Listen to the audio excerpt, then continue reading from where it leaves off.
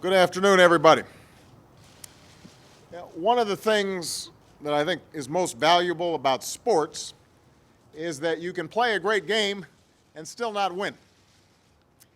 And so, although I wish that we had come back with better news from Copenhagen, I could not be prouder of my hometown of Chicago, the volunteers who were involved, Mayor Daley, the delegation, and the American people for the extraordinary bid that we put forward. I do want to congratulate Rio de Janeiro and the nation of Brazil for winning the 2016 Olympics. I think this is a truly historic event, as these will be the first Olympic Games ever to be held in South America. And as neighbors in the Americas, as friends to the Brazilian people, we welcome this extraordinary sign of progress and the fact that the 2016 Games will be in the Americas. I had a chance to talk to President Lula and gave him a hearty congratulations and told him that our athletes will see him on the field of competition in 2016. Again, I want to thank everybody who worked so hard to put America's bid together. Not just Mayor Daley and the delegation, Pat Ryan, but most especially the thousands of Chicagoans who volunteered over these past few years. They put in their heart and soul into this bid. I have no doubt that it was the strongest bid possible, and I'm proud that I was able to come in and help make that case in person. I believe it's always a worthwhile endeavor to promote and boost the United States of America and invite the world to come see what we're all about. We obviously would have been eager to host these games, but as I said, this nation and our athletes are still very much excited to compete in 2016. And we once again want to just say how much we are committed to the Olympic spirit, which I think represents some of the best of humanity. I also wanted to say a few words about the unemployment numbers that came out today.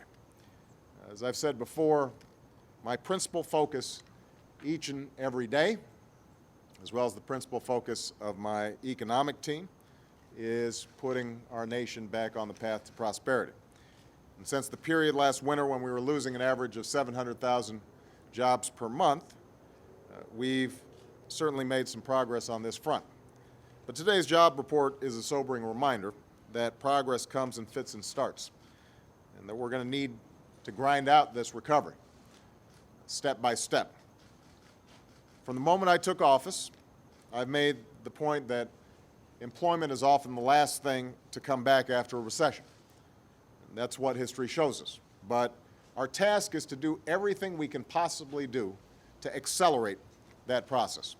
And I want to let every single American know that I will not let up until those who are seeking work can find work, until businesses that are seeking credit are able to get credit and thrive, until all responsible homeowners can stay in their homes.